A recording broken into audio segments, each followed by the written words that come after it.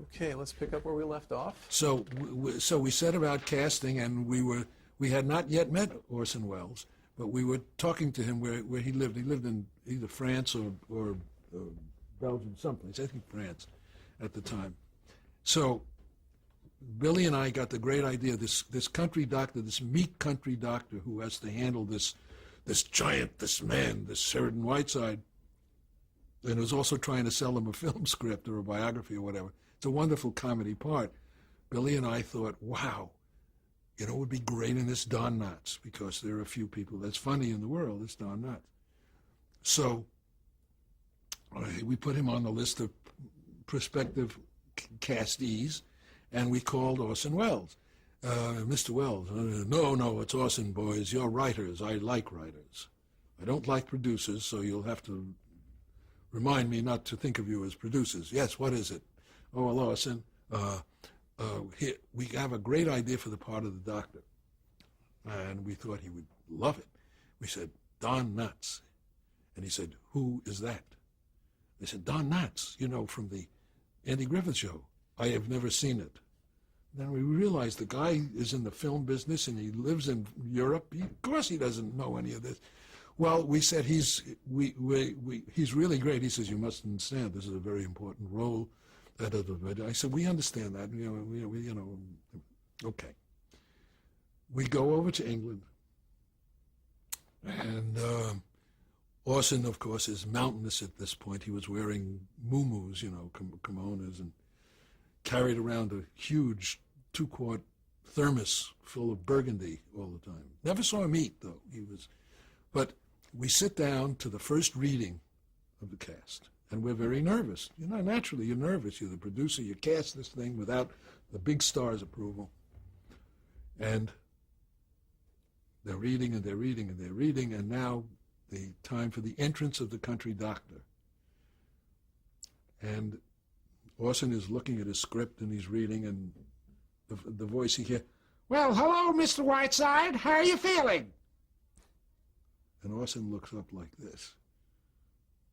And they're reading the lines, and every time Don speaks, he looks up again, and now the lip is starting to go, and then he loses it. He starts to laugh, like this uncontrollable, like church laugh, you can't stop.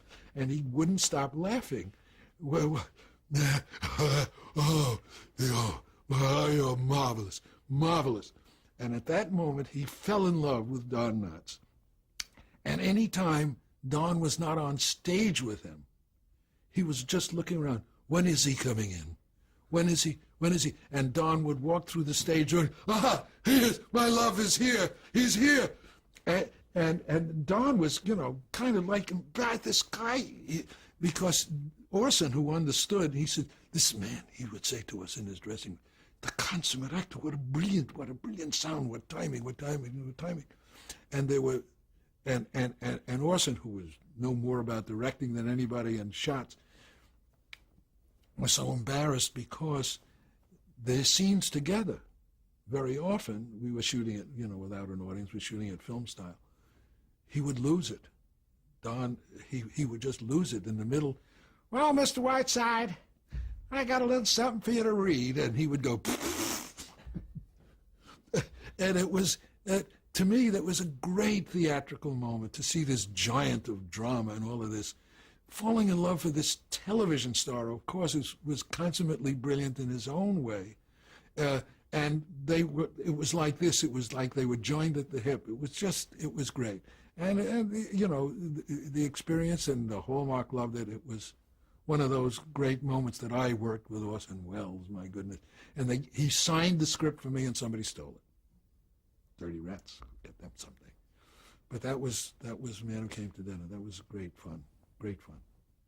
Okay, we're going to move on now to the time in your career post Bill Persky.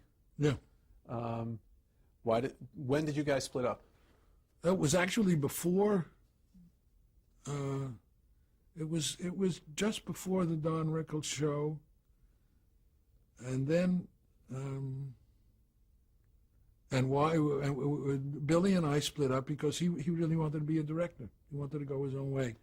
And so we did different things. Then we got together again to do other things. We got together. We actually broke up before Dick Van Dyke and the Other Woman, but then we got together again to do Pure Goldie, the special with Goldie Hawn, which we did, I think, in middle 70s, something like that, which was, was fun doing it with her. And we thought we had Peter Sellers to star in it, but he canceled out at the last minute. But that was, and we've remained close friends since then, sure. And some of the projects you did on your own, I guess the late summer, early fall Bert Convy show? Yes, that was Dear Bert Convy. That was a summer replacement show. That was just for 4 episodes. I wrote that with a couple of other guys, one of whom was Sam Bobrick. Yeah, it was fun. Bert was good. He was a good performer. And who were some of the memorable guests you had on that show? I don't remember. My friend Roland Perkins' wife, whose name was Sally James, Roland Perkins, the agent, his wife Sally, and a crazy guy named Lenny Schultz. Lenny Schultz, a really funny, crazy comic. He played we gave him a character, the Bionic Chicken, on that show. I don't remember who some of the guests were. I don't. And let's move on then to a pilot you did with Neil Simon called The Sunshine Boys. In the late 70s,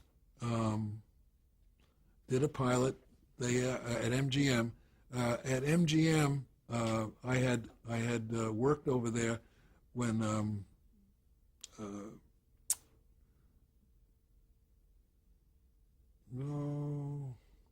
I think it was late 70s. Whit Thomas had their first show. Paul Whit and Tony Thomas, Danny's son. Their first show was called The Practice, with Danny as the star of it, and Steve Gordon, who wrote it and was doing the producing, left to do his film Arthur. So they asked me to come and produce. So I went on to MGM, and while we were doing that, they asked me if I would, when I was finished on the hiatus and all of that, to produce, not write, to produce the television version of the Sunshine Boys. Wow, from Neil Simon's script. And I had known Neil slightly, and we got to know each other much better, of course, on the project. It starred Red Buttons and Lionel Stander, the guy who became, the third person in Heart to Heart. And it was really hysterically funny. It was a marvelous. The guys in the script was just perfect Neil Simon, and it was just too bad that they didn't buy it. I don't think they were ready at the time, frankly, to put a show on about 2 old Jews. That was the same old story. Yeah, it was. Neil was furious because MGM was. They said, "This is on. This is on." Ray Stark was the executive producer because he had done the film. It was all connected. And the cast was just wonderful. Those 2 guys worked beautifully, and the script was didn't go. And then you did a series called On Our Own? A little after I did that pilot, I was asked to go to New York by David Susskind, whose company had done a pilot called On Our Own, starring Bess Armstrong and Lenny Green as 2 young ladies working in an advertising agency. The pilot was written by a brilliant writer named Bob Randall, who had written some Broadway shows, 6 Rooms Review and stuff like that. But he didn't know anything about television, so they needed a television guy to come in. So I made a partnership with David Susskind. And again, that was one of those shows that was they were wonderful, and they were great episodes. They were like Danny Aiello got his first television job on that show, and I hired him. I saw him in an off-Broadway play, and I said, "This is a good guy for this character," and stuff like that. And Dixie Carter got her first series job on that show as a regular, and she was wonderful and very professional. And Gwen Verdon, who was a really not Gwen Verdon. I'll remember her name later.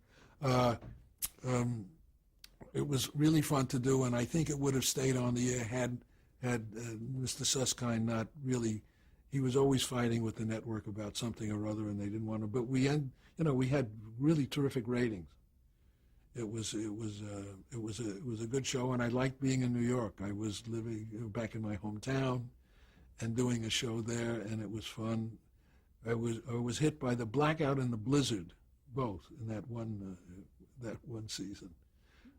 But the girls were good to work with, as was the rest of the company. It was terrific. Now, how did you come to do the television series Turnabout? Turnabout. There's an interesting story about the show Turnabout. It starred Sharon Gless. This is before Cagney and Lacey.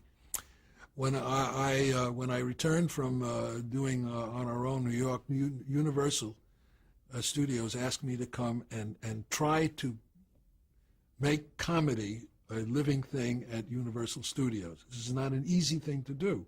Never has been. They were always great in the dramatic area, but their comedies, I guess McHale's Navy was one that succeeded, but very few. So I went there with a big chip on my shoulder. Not really a chip. I figured, well, they're calling me to fix this up, which I could never do.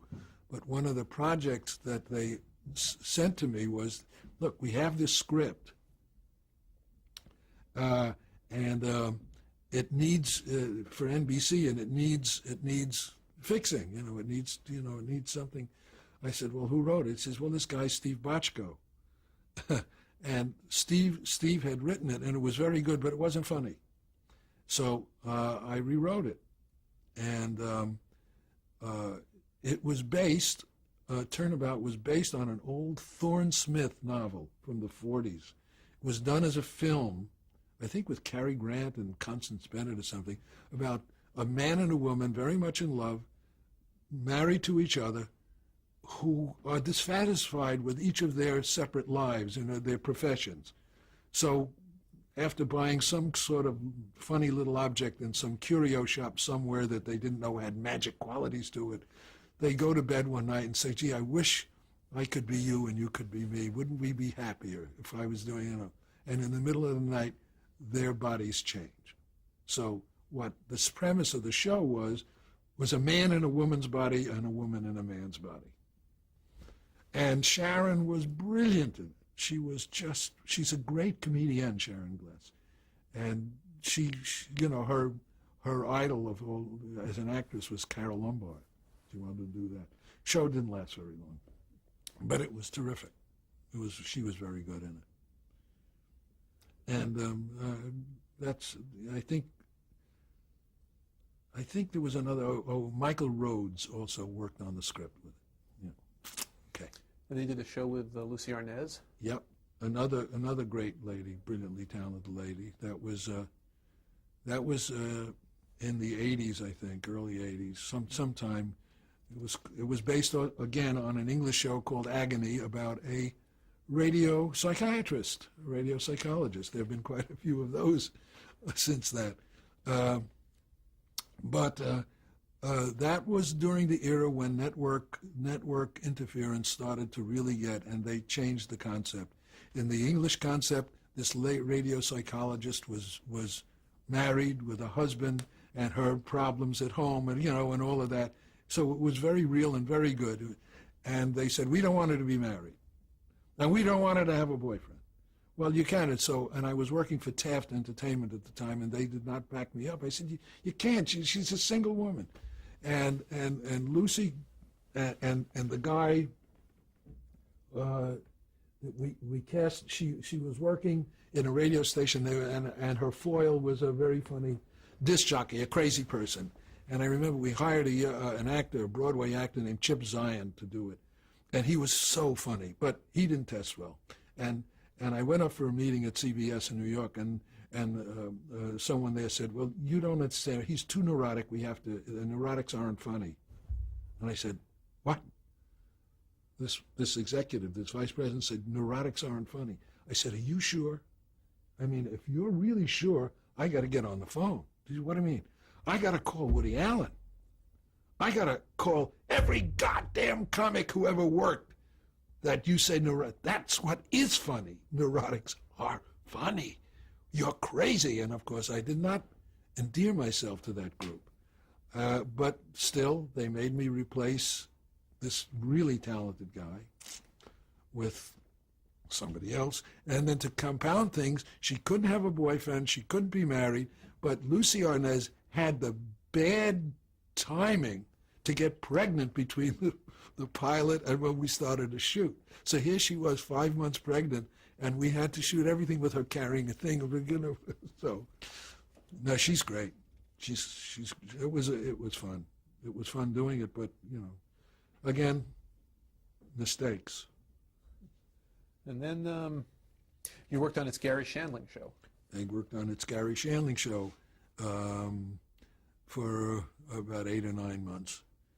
See, there is an example of neurotics being funny, because he's the king.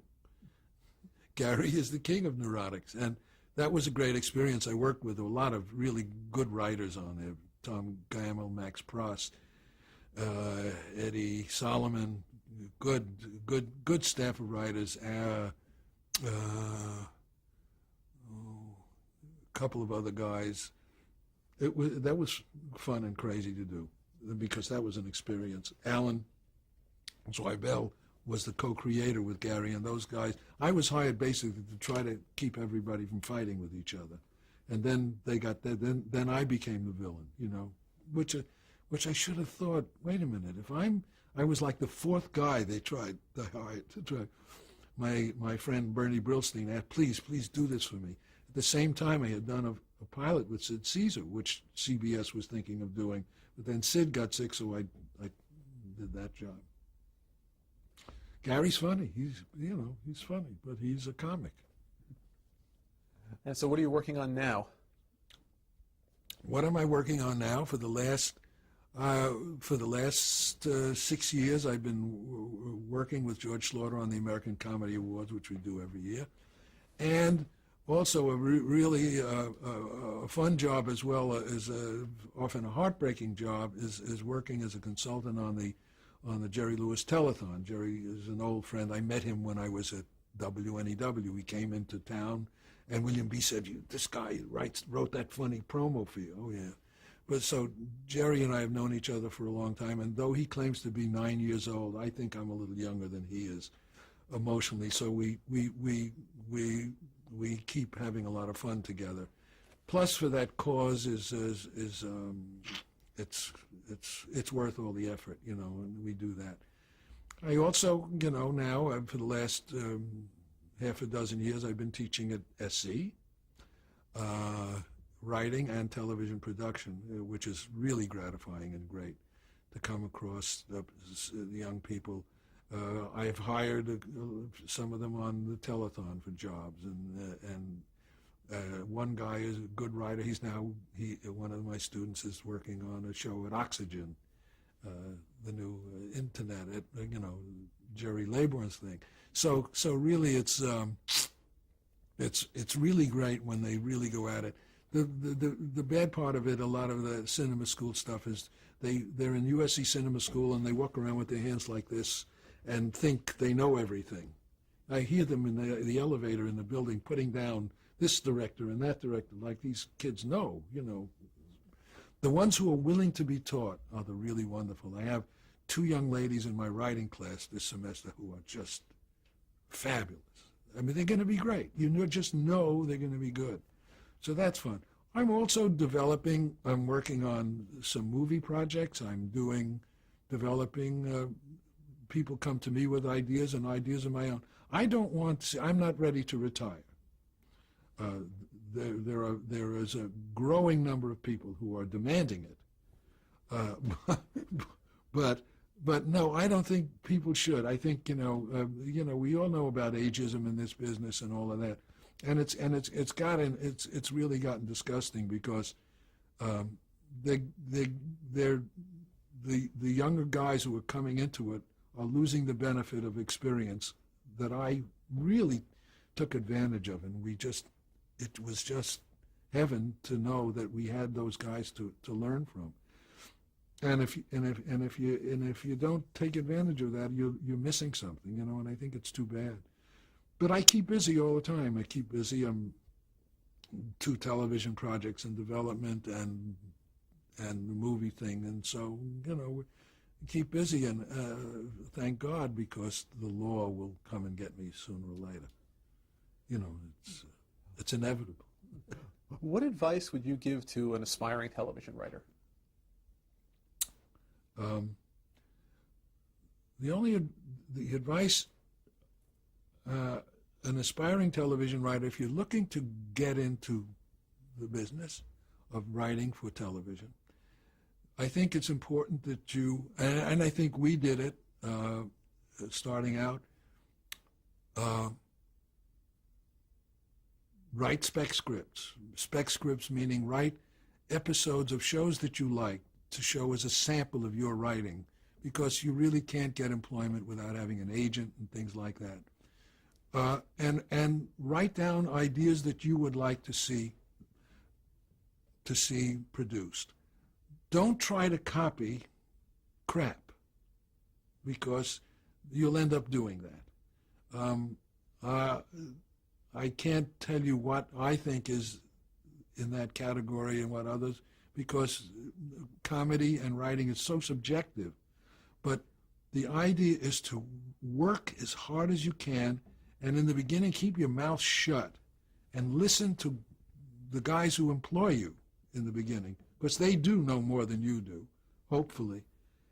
And they're going to, and think of each job, and I think I've mentioned this several times in this interview, make sure that the next job you do is the best job you. A friend of mine had his father, who was an Italian immigrant, said, "Charlie, when you go out there in the world, do whatever comes easiest for you, but do it as hard as you can," which is great advice for any person starting out.